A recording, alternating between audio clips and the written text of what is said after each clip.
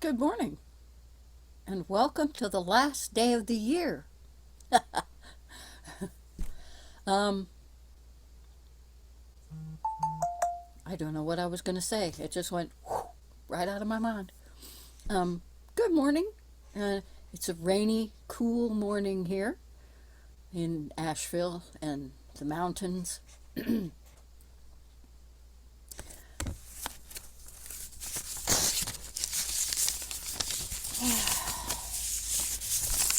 like to invite Teijo to do the opening sutra, please.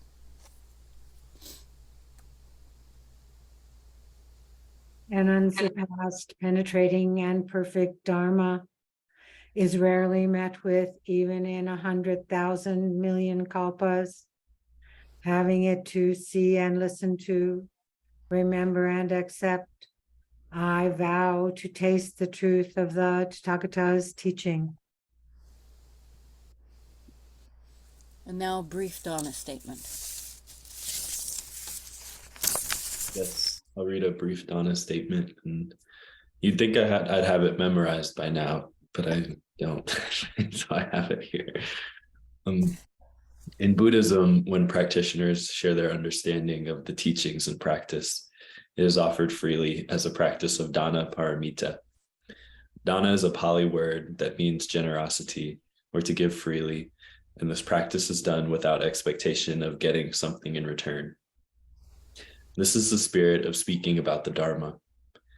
Other ways to practice dana are to offer support to those who share the teachings, to support places of spiritual practice, and to give without judgment or expectation when opportunities arise. And those who share the teachings at Great Tree do so on a dana basis. So please support their practice by giving what you can. And I'll put into the chat a couple of ways to practice dana with a online link and then a physical address. Thanks. Well, good morning, and our speaker today, our companion in this last day of the year, is Teijo, and I'm glad to see you all this morning. It was being the last day of the year and between two holidays. It's great to see your faces and to know that you are with us as a sangha. So, Teijo, I hand it to you. Well, I am completely unprepared today. But I will tell you what's been happening around here. For the last 3 days, we were cleaning the temple. And thank you, Trey, Genjo. and Meredith is not here. Meredith and I cleaned the living room. And if you know Meredith, she will not leave one stone unturned.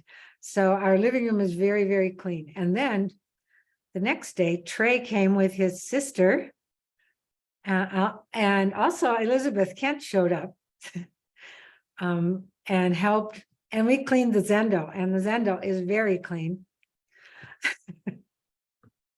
I think that family had very good training. And then his sister was in the military. So I told Trey yesterday that the monastery and the military are some of the best training that I know of. My parents were both in the military. And so the zendo is very clean. And even the windows upstairs, a woman by the name of Kari came and cleaned the upstairs, but then the windows, those of you who've been here know what I'm talking about. They you push them out, and they're really, really hard to clean from the outside.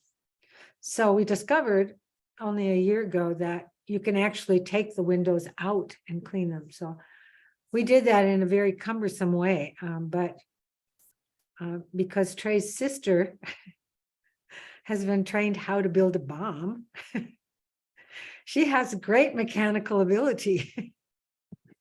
And she figured it out, and it was much simpler than what I thought of. So everything is so clean around here. I'm afraid to move.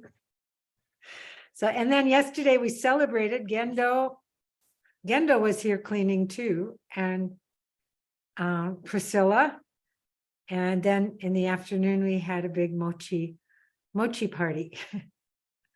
And I had forgotten to buy the rice. So I had to run out and get the rice. But all is well. It was a great party.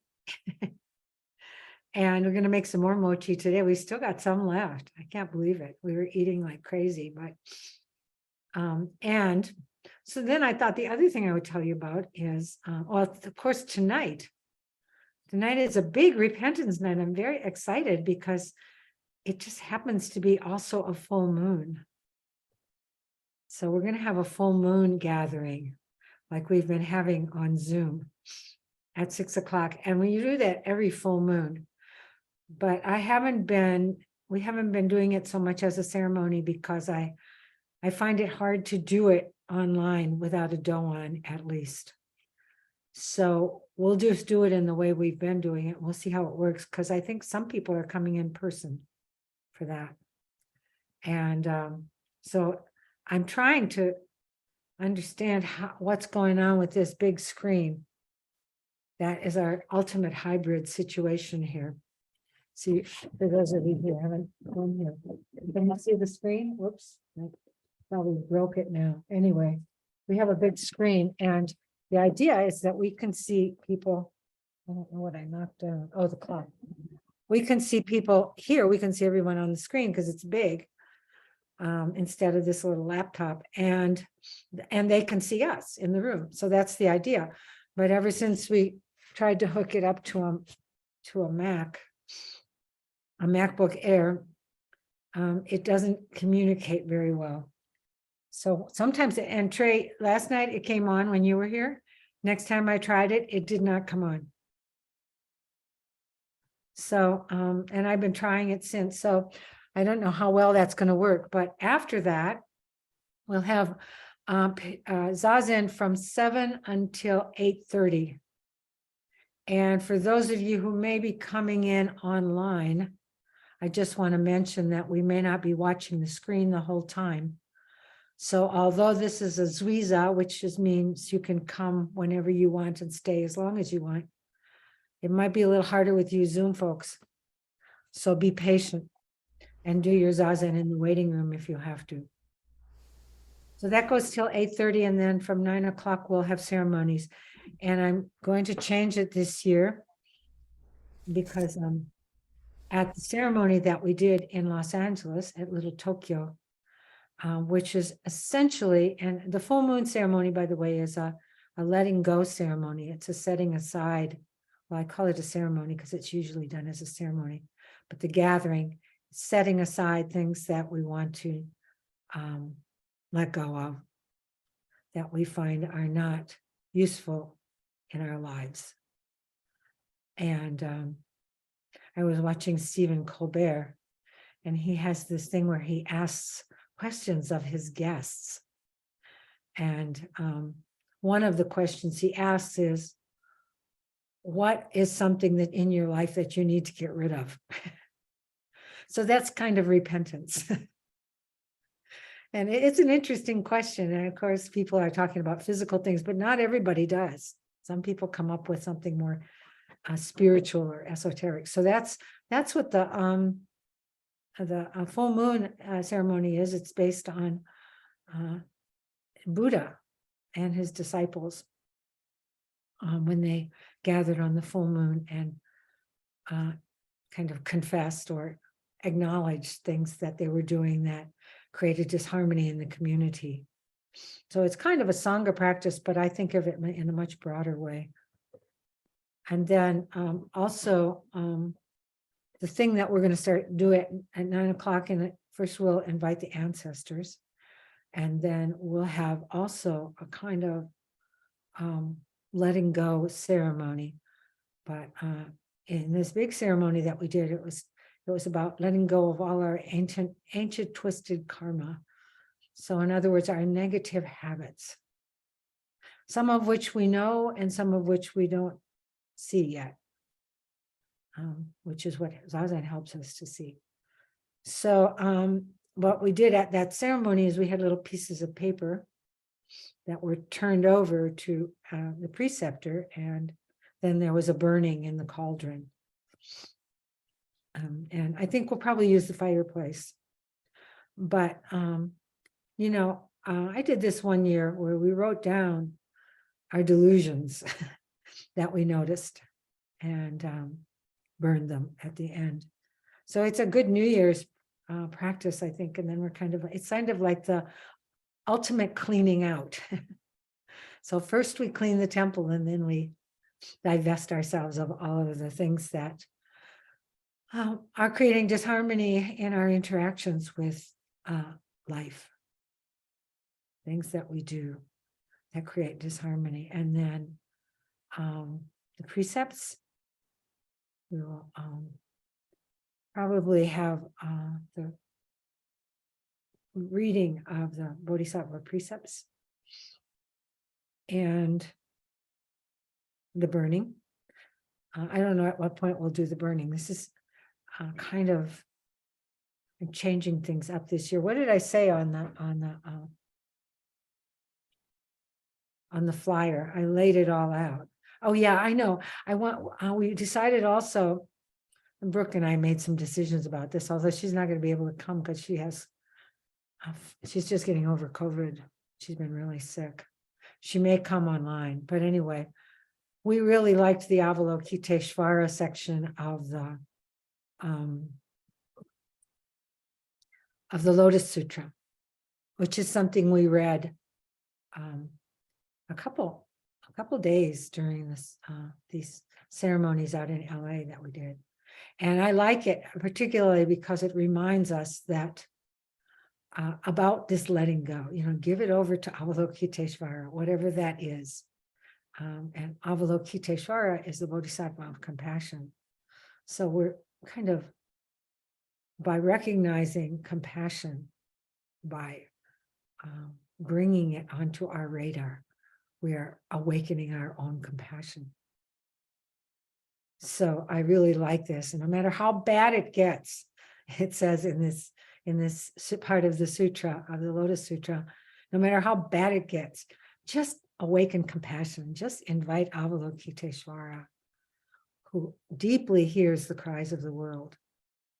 And it's been translated using he, but very interestingly, I stood next to a person on the altar when we were doing this chanting who had a female teacher, Reverend Diane Benaj, who is a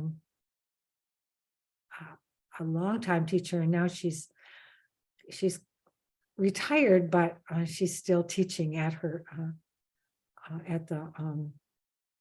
she's at a, you call it, or kind of a retirement home, assisted living place, but she still has her groups. And anyway, so they recited this Avalokiteshvara section of the Lotus Sutra every day, which is customary. I just haven't done it in traditional Soto Zen.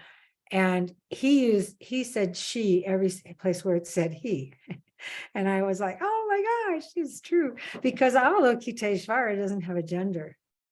And that it's been translated as he is, just a sort of a standard way of translating. But anyway, so we're going to do it as she, kind of to offset all of the he's that have been done over the years. But just know that Avalokiteshvara does not have a gender, and maybe someday it will be translated without using either, which is what's happened with the Heart Sutra. For the most part, it can be translated in ways that you don't have to bring a person in that makes a gender, which I think is better anyway, because it elicits more of the spirit of that entity, that being. So, and then we'll read a prayer. Oh, also we're going to be doing drumming and chanting, and I think we'll bring out the cymbals tonight and make a lot of noise at midnight and chanting up till midnight. So we usually do that. We usually do it for the last half hour because in Japan, they ring the bells for the last half hour. And oh yeah, we're going to ring bells too.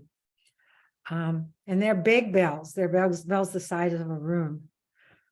At the last retreat that Meredith and I were leading out at Southern Dharma, someone asked about the bells because we use a lot of bells to call people to the practice. And somebody said, well, why do you use bells? And I said, well, for one thing, you don't have to look at the clock. You don't have to look at your watch. But the other thing is I kind of like the musicality of it. We do a long sequence of bells on the hanging bell at Southern Dharma, which is really one of the best sounds I've heard since I've been back to the United States. It sounds like a very traditional Japanese gong. And not just Japanese, Vietnamese and Chinese, which has a really deep sound. And but the other thing is, Meredith brought up, I think, how we used to, her monastery that she was at was right near where ours was. How you used to hear each other's bells because they were rung at the same time, but somehow our clocks were a little different. And so you would hear one and then you'd hear the other and then you'd hear that. And so on New Year's at midnight, or going up to midnight for that 30 minutes, you'd hear the Hoshinji bell and you'd hear the Bukokuji bell.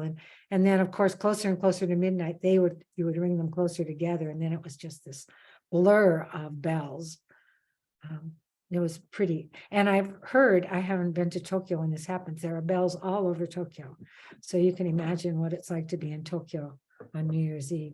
So that's what I'm trying to recreate here. Haven't quite done it successfully, but we will bring the drums out. And then at midnight, we'll say a prayer, which I got actually from the neighboring Zen folks.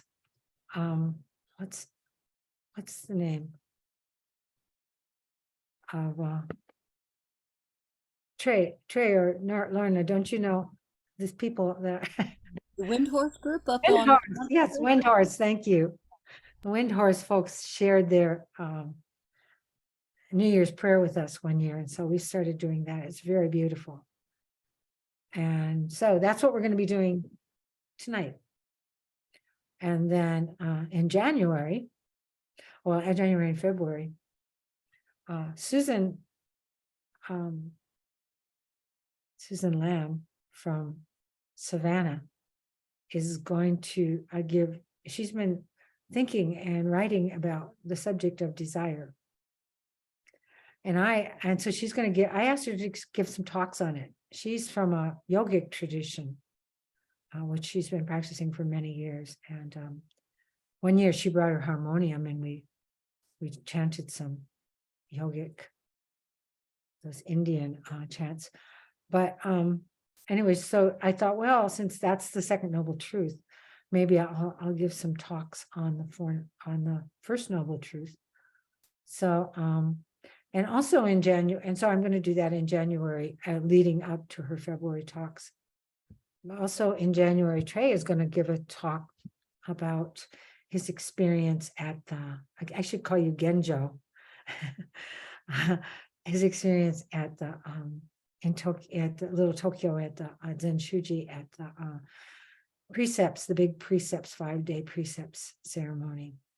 And Brooke is also going to do that, but I don't know when I'm going to schedule her for. I'm going to wait till she gets to feeling better. And also, there's someone else giving a talk in January from, I can't remember who it is. So that's a surprise. I can't remember. Oh, I know, from Minnesota Zen Center. Yeah. A young guy, and I'm blanking on his name right now. So when I was out in Minnesota, I asked him if he would give a talk. And so he's going to be giving a talk. And I'm going to get a couple more of those Minnesota folks to give talks in the spring. Haven't quite pulled that all together yet. So that will be a surprise.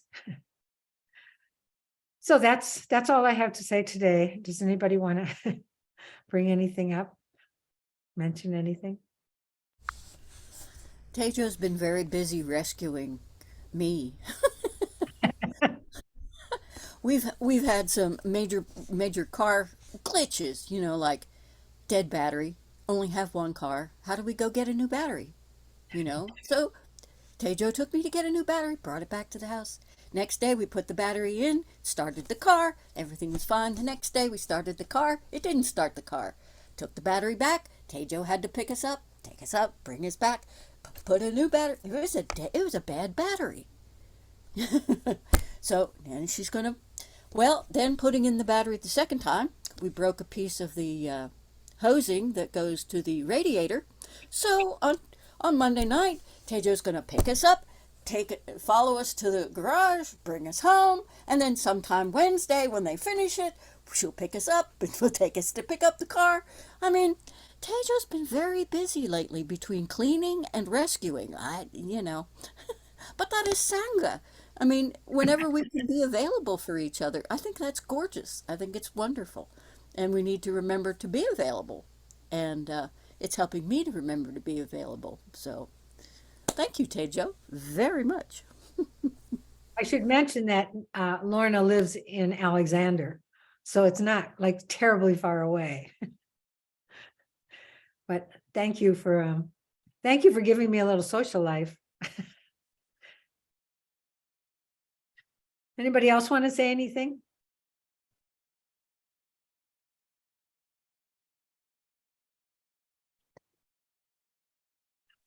Well, I'll just say yeah, like Teijo mentioned, my younger sister Nicole, who's just out of the Air Force, came and helped clean.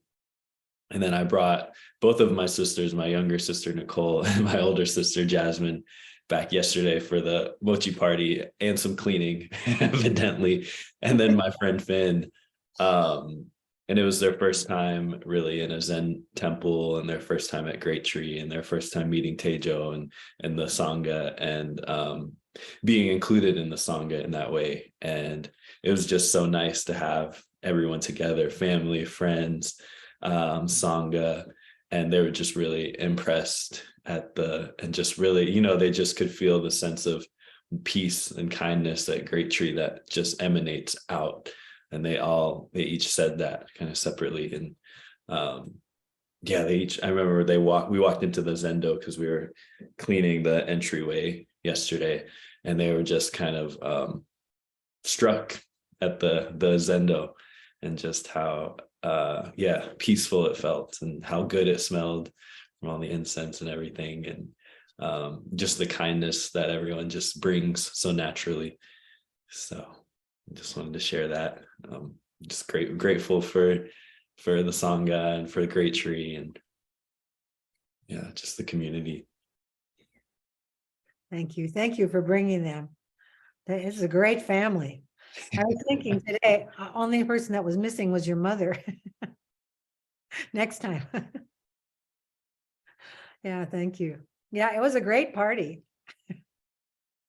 And Gendo saved the day by figuring out how to do the mochi, even though I got to Well, this so. has been the year of the Sangha, has it not? This has been year of the Sangha. Yeah. Yep. And Sangha, and it just goes to show how big Sangha is. Yeah, thank you. I would just like to say thank you, Teijo, for bringing in such a wonderful number of people to talk on Saturdays. And I wish you the best for this evening. And I know it's going to be very loud, and it'll be a lot of fun. Yeah, I think it will. I also have a tambourine I could dig out. Yeah. At the end of the ceremony in LA, at the very, very end, there's a little kind of drum and bell and cymbal sequence. Is it bell, drum, and bell, drum? I think so. Yeah. And cymbals. And it's very orchestrated. But then somehow when that finished, people started just banging on drums and hitting the cymbals. And it was just amazing. I mean, it was this, I felt this great release in my body when it all happened. So after this week of kind of trying to get it right with all the ceremonies and just the feeling of it, just all that explosion of sound was so exciting. And people were just banging on things. The mokuga, I mean, they were banging. They weren't, I looked around and I thought, is this being orchestrated? And it wasn't. They were just like, yeah, just bang the. So yeah, I think the end of the year deserves that.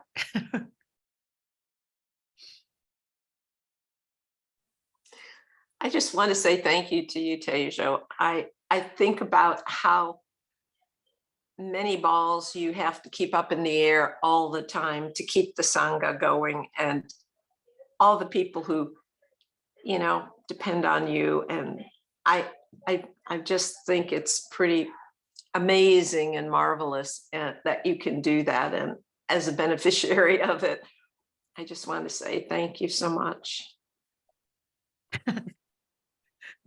When you talk about all these balls, my mind just, it feels like chaos. Like I forgot to buy the rice. Hey, yeah, everybody, come on, we're gonna have a mochi making party. Oh, they forgot to get the rice. But you know, these people come in and save the day. Like, I don't know how Gendo did it, but somehow he made that mochi. I mean, we do have a mochi making machine, but still, I don't know how to use it. That's going to be my learning curve for today. Because I promised everyone we would eat mochi tonight, so.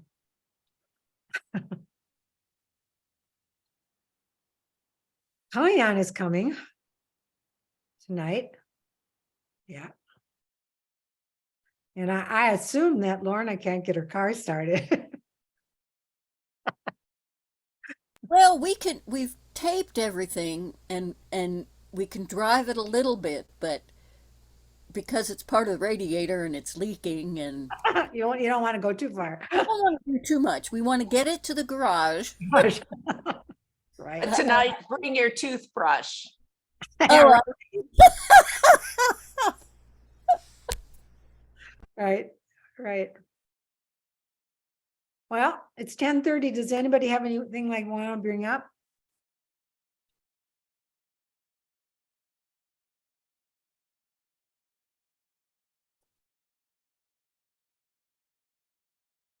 May the merit of this practice may the merit of this practice benefit all beings benefit all beings and bring peace. and bring peace. Thank you.